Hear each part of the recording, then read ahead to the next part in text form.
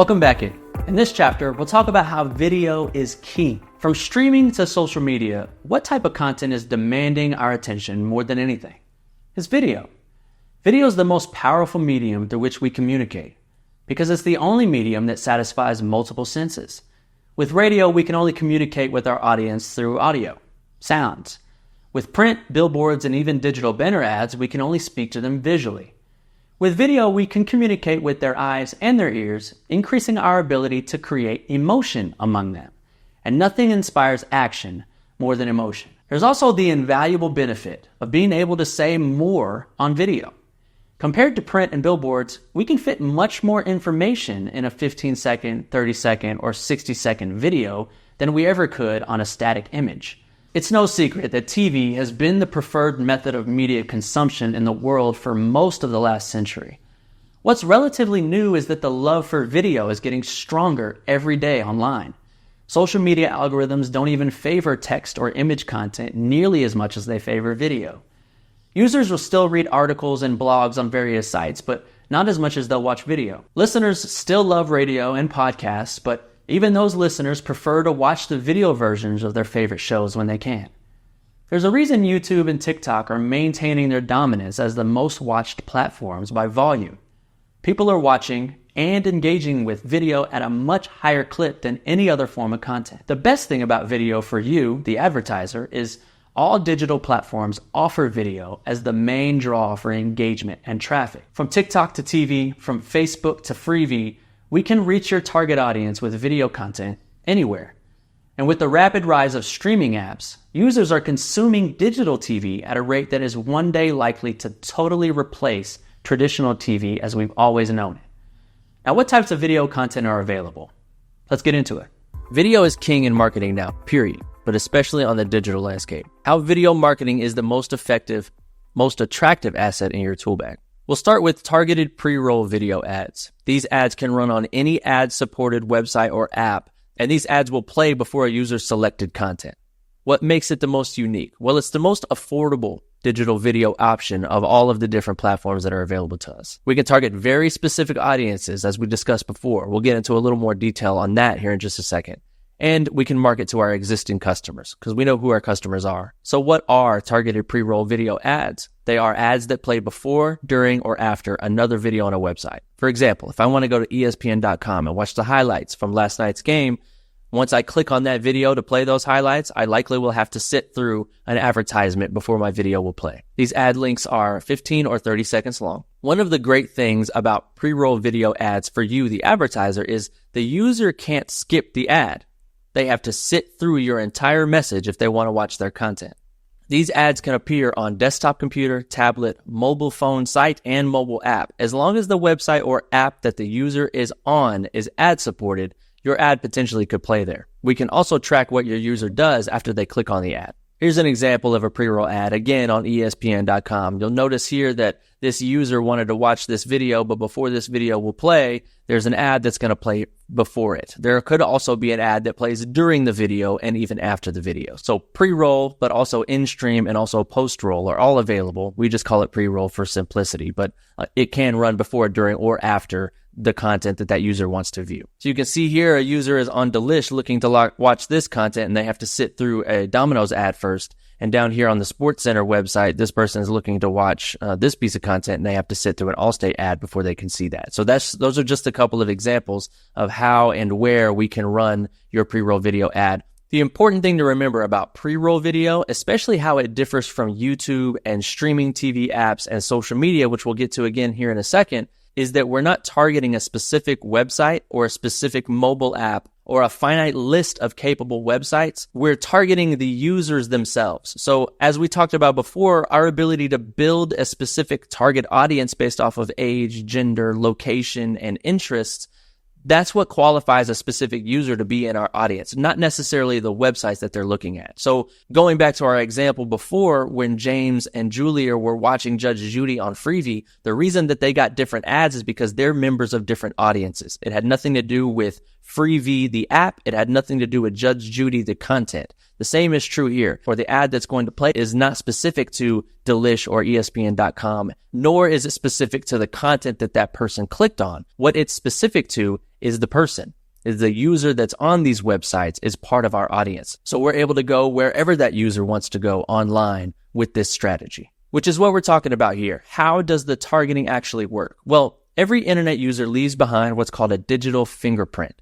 When you visit retail stores and restaurants, visit a website, read an article, buy from an online store, or subscribe to a newsletter, etc., anything that you do online, you leave behind your behavior. That behavior, along with your personal information, i.e. your age, gender, location, etc., qualifies you to be part of an audience. And that's how, as advertisers, we're able to tap into those people. In a little more detail, here are some of the parameters through which we can target a user. Demographic, things like age, ethnicity, gender, behavioral targeting. What is that user doing online? What types of content are they consuming? What types of searches are they making? What types of articles are they reading? What types of videos are they watching? Geographic targeting. Where do you live? Your zip code, city, state, county, etc. And then site retargeting. Through tracking what sites a user is visiting, we know what kind of content that they're into. And if they're into content that's relative to what we identify as our target audience, we can place an ad in front of them. Pretty cool. Okay, to the buying funnel for pre-roll video. There's a couple of different sections of the buying funnel that pre-roll video can attack. The first one, as always, branding and awareness. We want to put the message in front of people to introduce them to our name, our logo, our message, our sound, our look, etc. As they interact with our ads, search for us on Google, visit our website, etc., they climb down into the funnel a little bit more into the interest and research section, and then we can continue to target them with the same ads. Okay, and pre-roll video is also good for the conversion phase. If they visit our website and then they go and surf other areas of the internet, well, that video is going to follow them. That's going to follow them more aggressively because now they've shown interest enough to the point that they visited our website. So we're going to follow them a little more strongly everywhere else they go online. Okay. Streaming TV. We talked about how streaming TV is starting to make a little bit more of an impact in this day and age than traditional broadcast cable satellite television. And the reason for that is people are starting to realize how convenient it can be to just take a dongle, a Fire Stick or a Roku stick with them to a new house or to a hotel or whatever, just hook it up to the internet and they can watch anything they want. It's also a little more cost effective. You know, for example, we have every streaming TV platform under the sun in this house. We subscribe to Netflix, Prime Video, Hulu Live, Plus Live TV, YouTube TV, and a lot of the free apps like FreeVee, Crackle, IMDb, things like that. The reason that we have it all is because even with some of those paid subscriptions, Peacock, etc., we're still paying less money than we were paying for DirecTV before. Plus, we have all these other apps that we don't pay anything for. And the trade-off is that we have to sit through some ad breaks, some commercial breaks on some of those apps, but we would have been doing that with DirecTV and Dish anyway. So now users are realizing that they can pay for a few apps to get some exclusive content on those paid subscriptions, and then they can have all these free apps. And through the collection of all of those streaming apps combined, they're still saving money compared to what they paid DirecTV or Dish before for half the content or less. So as the marketplace continues to learn that they can save money and have more, all while realizing all they have to do is sit through some commercial breaks, they're going to start doing that at a higher rate. While I'm not suggesting that we totally abandon traditional TV because that's not productive either, people still are watching traditional broadcast television, I am suggesting that we add some digital streaming TV solutions to the mix to capture those people that are cord cutting, also known as leaving broadcast TV to save some money and get a little more versatility with on-demand digital ads. So streaming TV is that on-demand and live solution that people are going to as they leave traditional broadcast TV. And if you as an advertiser are not tapping in to streaming TV as an advertising solution, you're going to miss those people as they cut those cords. Okay, streaming TV brings prestige and credibility to the brand. Viewers love them, and they have the highest impact on brand awareness and brand retention of any digital ad strategy. There are high-quality video ads that play before, during, or after premium TV quality on-demand shows and live content. So when a user's on an app, whether they want to watch the entire season back to back to back to back to back, they can do that at their leisure, but they're still going to have to sit through ads because the app that content is on is ad supported. It's free to the user because the business is paying the app for the opportunity to advertise there. So everybody wins. The viewer gets the content for free, the advertiser gets to put an ad in front of them, and the app makes money through the advertiser. Okay, video ad links here are the same as pre-roll. They're 15 or 30 seconds in length usually. Streaming TV ads can serve across all devices. That's smart TVs that have these apps already installed on them. There's plug-in sticks or dongles like Fire Sticks or Roku TVs. There's gaming consoles like Xbox or PlayStation. And there's laptops and mobile phones that can play on these apps as well. So there's the ability to play on the large screen and the small screen through streaming TV apps. Okay, here's some examples of what they could look like, just like commercial breaks on traditional TV. Okay, the targeting concept is the same. We can target all the same ways: geography, demographic, behavioral insight. Okay, streaming TV, much like traditional broadcast TV, is strictly a branding and awareness strategy. The reason for that is at this point, we don't have the ability to track a user's digital fingerprint on streaming TV apps the same way that we have the ability to track their behaviors on mobile apps, mobile phones, and desktop computers. So this strategy helps us accomplish that top of that funnel by being able to target those audience members, but we don't have the ability to follow them down the funnel on streaming TV apps like we do everywhere else. Last thing we'll touch on here is YouTube video. Look, YouTube is super popular. It's consistently top 3 search engines in the world year to year. The long and the short of it is YouTube is so popular and gets so much traffic on a daily basis, you would be doing yourself a disservice not to be advertising on YouTube. What makes YouTube video ads unique? You only pay for ads when they're watched or when they're clicked on.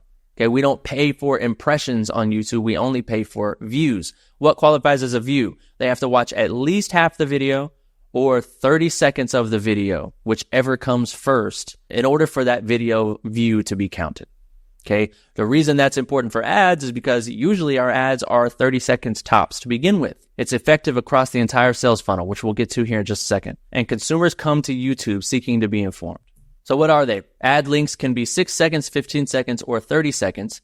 Typically, what I suggest is to run no longer than a 15-second ad here, because the longer the video ad, the more likelihood that the user can skip it and not watch the whole thing. Typically, I suggest a 6-second bumper ad because those are never skippable. The user has to watch the entire thing. But the same is usually true for 15-second ads too. So if you have a longer message you need to get across and you have to run 15 seconds, I would say that's usually going to be okay. But any longer than that, you're not going to get the view count that you expect to get because the user typically is going to skip it after that 5 or 6 second wait time.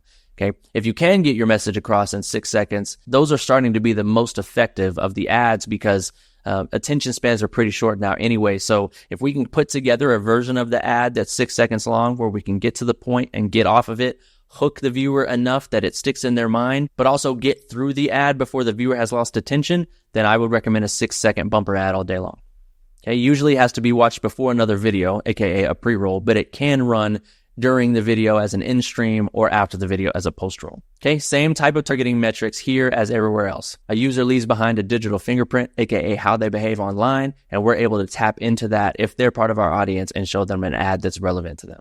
Okay, same types of targeting: geographic, demographic, and behavioral. Okay, we attack the branding and awareness section, the interest and research section, and the conversion section of the buying funnel. So we're able to kind of follow a user down this funnel as they get more and more interested and more likely to convert to us. And we're able to continue to show them that ad to make converting them into a customer more likely. All right, in summary, just remember, video is king. Video is the dominant digital ad strategy across all platforms. That's not to say that other forms of digital advertising and marketing don't work. Static and animated banner ads still have a place. They still have effectiveness in generating interest and generating traffic to your website. And we'll talk about that in the next chapter. We'll see you there.